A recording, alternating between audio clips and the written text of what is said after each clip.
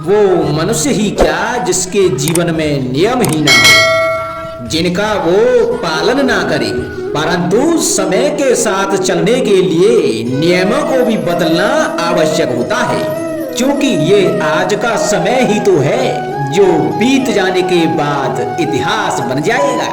यदि आवश्यकता पड़ने पर नियम और प्रतिज्ञा भंग न की जाए, समय की मांग के प्रतिरूप अपनी प्रतिक्रिया न बदली जाए, तो इतिहास हमें कभी क्षमा नहीं करेगा।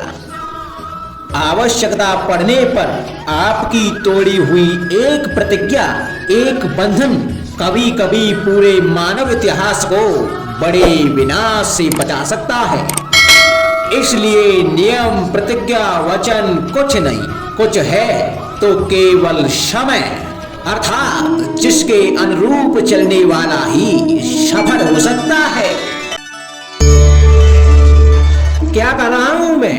दर्पण में देख रहा हूं। आप लोग भी प्रतिदिन देखते होंगे, परंतु प्रतिदिन अपना मुख देखने के बाद भी उस पर लिखी बड़ी सीख देखना भूल जाते हैं। तो आप कहेंगे कैसी सीख?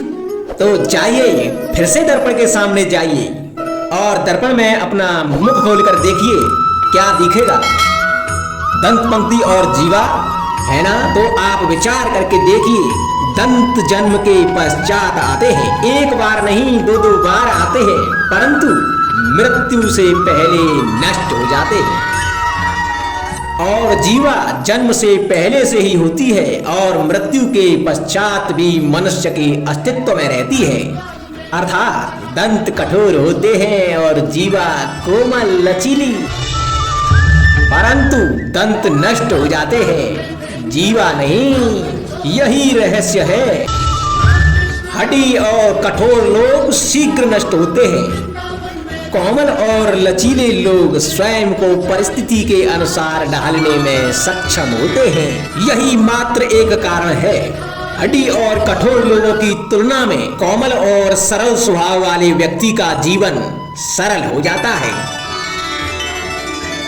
संबंध एक सहारा होता है जीवन का, और संबंधी वो होते हैं जिनसे आवश्यकता पड़ने पर सहायता मांगी जा सके, जिन पर विश्वास किया जा सके कि बुरे समय में वो हमारे काम आएंगे। कभी ऐसा भी हुआ होगा कि आपके पास कोई सहायता मांगने के लिए आया होगा, या ऐसा भी हो सकता है कि आप किसी के पास सहायता मांगने के लिए गए हों, परंतु प्रश्न यह उठता है कि किसी के मंतव्य में उसकी सहायता इसलिए कर देनी चाहिए क्योंकि वो आपका संबंधी है। अब आप कहेंगे कि ये कैसा प्रश्न हुआ? तनिक सोचिए, एक अस्त्र बनाने वाला जब अस्त्र बनाता है तो ये अस्त्र किसको देना है, ये अधिकार उसी के पास होता है। वो चाहे तो ये अस्त्र किसी को भी दे सकता है, वो एक सैनिक को भी दे सकता है या एक डाकू को भी, और यही अस्त्र दो भिन्न काम कर सकते हैं। यदि डाकू के हाथ में आ गए तो वह इनका भय दिखाकर लोगों को लूटेगा, निरपराधों का रक्त बहाएगा, अर्थात सहायता करने वाले की भी अवस्था कुछ ऐसी ही होती है। इसलिए किसी की सहायता करने से पूर्व ये विचार कर लेना आवश्यक है कि किसे क्या, कब और कितनी सहायता देनी चाहिए कि उसका दुरुपयोग ना हो। यदि आपकी सहायता से कोई अधर्म हुआ तो उसके उत्तरदायी आप ही होंगे। जीवन में कई बार ऐसे अवसर भी आते हैं कि आप लोगों से मिलने जाते हैं और उनसे कुछ आकांक्षाएं भी रखते हैं, और कई बार जीवन में ऐसे अवसर भी आते हैं कि लोग आपसे मिलने आते हैं। इसलिए अतिथियों का सम्मान करने से पूर्व सदा कुछ बातों को स्मरण रखना आवश्यक होता है। यदि कोई आपसे मिलने आ सकता है तो उसके 3 कारण हो सकते हैं। पहला कारण होता है भाव, दूसरा अभाव और तीसरा प्रभाव। तो जैसा अतिथि उसको वैसा ही सम्मान दें। यदि आपके पास कोई भाव से आया तो उसे केवल आपका प्रेम चाहिए, आपका सानिध्य चाहिए, और यदि कोई अभाव में आया तो उसकी उतनी सहायता अवश्य करें कि जितनी आप करने में सक्षम हो, परंतु उतनी भी ना करें कि वो आपकी सहायता का दुरुपयोग कर बैठे। और यदि कोई प्रभाव में आया तो स्वयं पर अभिमान ना करें, क्योंकि जीवन में कभी ना कभी आप भी भाव अभाव प्रभाव के चक्रव्यूह में फंस सकते हैं।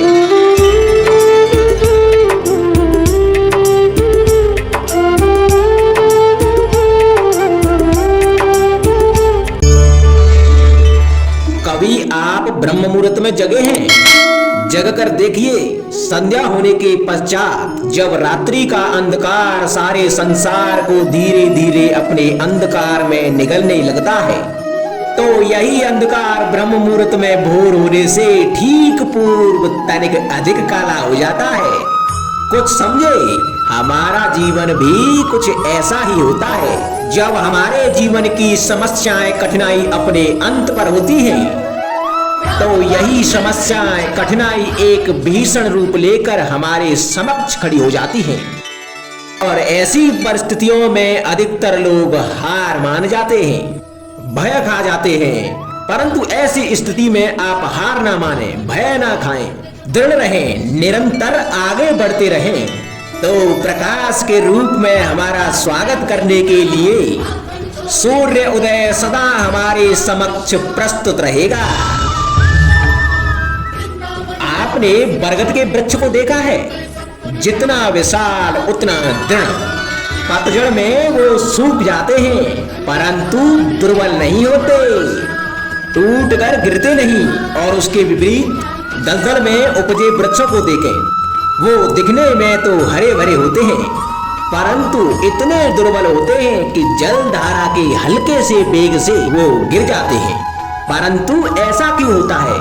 इसका कारण है जड़ें। जिसकी जड़ें दृढ़ भूमि में है, वो हर चक्रवात हर अफवाह को सह लेता है। जो दलदल में है, वो स्वयं की जड़ों को दुर्बल बना लेता है। कुछ ऐसा ही मनुष्य भी होता है, जो अधर्म कुकर्म असत्य की धरा पर उपजा है। वो कठिन समय की एक मार भी नहीं सह पाता। और जो मनुष्य सत्य और धर्म की धरा पर उपजा है, वो हर समस्या से जूझ कर आगे निकल जाता है और सफल हो जाता है। अब आप पर निर्भर करता है कि आप क्या बनना चाहते हैं। हमारे जीवन में मित्र और शत्रु बड़ा ही महत्व रखते हैं।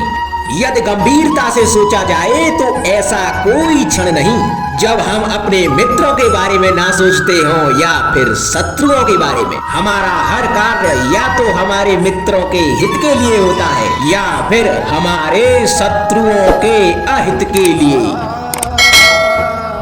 हम हर स्थान या तो अपने मित्रों के साथ होते हैं या फिर अपने शत्रुओं के साथ।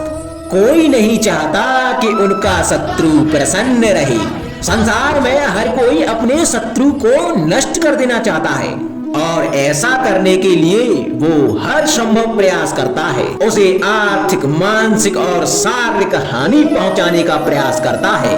और यदि मैं आपको आज ऐसा मंत्र सिखाऊं जिससे आप अपने शत्रु को सदा के लिए नष्ट कर दे, तो और वो मंत्र है शत्रु को मित्र बनाना।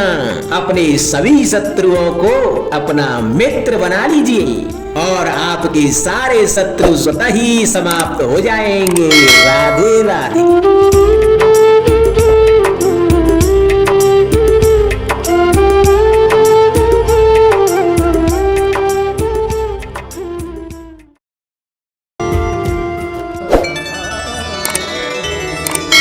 संगति या साथ, मित्र और साथी मनुष्य के व्यक्तित्व के लिए सबसे महत्वपूर्ण होते हैं। अब आप कहेंगे कि ये कैसे? मनुष्य अवश्य अपने व्यक्तित्व के लिए उत्तरदायी होता है, परंतु मनुष्य संगति में ना चाहते हुए भी उसका व्यक्तित्व संगत की भांति हो जाता है। इन पात्रों को देख रहे हैं आप? मध्य में जल रखा है, इसमें दूध और इसमें मलिन कीचड़ रखा है। यदि मैं इस जल को दूध में मिलाता हूं तो यह जल दूध बन जाता है। और यदि इसी जल को इस मलिन कीचड़ में मिलाता हूं तो यह जल या मलिन कीचड़ में परिवर्तित हो जाता है। हाँ, ऐसी कोई युक्ति नहीं कि जल बिना घुले मिले दूध या कीचड़ में अपना अस्तित्व बनाए रखे या इनसे अलग बना रहे। और ठीक ऐसा ही मनुष्य के जीवन में भी होता है कि यदि एक गुणहीन व्यक्ति गुणवानों की संगत में बैठे तो उसे भी गुणवान समझा जाता है, सम्मान का पात्र समझा जाता है। और यदि एक गुणवान व्यक्ति गुणहीनों की संगत में बैठे तो उसे भी तिरस्कार मिलता है। इसलिए अपने जीवन में संगति सोच समझकर सावधानी से चुनिएगा। कभी खेत में किसी किसान को खेती करते देखा है? वो उसे सींचता है, जोतता है, पशु पंछियों से खेत की फसल की रक्षा करता है। परंतु एक बात का वो सबसे विशेष ध्यान रखता है कि कहीं खेत में खरपतवार न उग जाए, क्योंकि एक खरपतवार का लान खेत की सारी फसल को नष्ट कर सकता है। ठीक उसी प्रकार यदि वंश की कोई संतान खोटी निकल जाती है तो वह समूचे वंश का सर्वनाश कर देती है। इसीलिए संतान के लालन पालन में ध्यान देना आवश्यक होता है, क्योंकि संतान वो फसल होती है जो वंश की आने वाली पीढ़ी को महान बना सकती है या फिर वंश का पतन भी कर सकती है। मनुष्य के जीवन में संतान का बहुत महत्व है। उस संतान के लिए वो कितने कष्ट सहता है,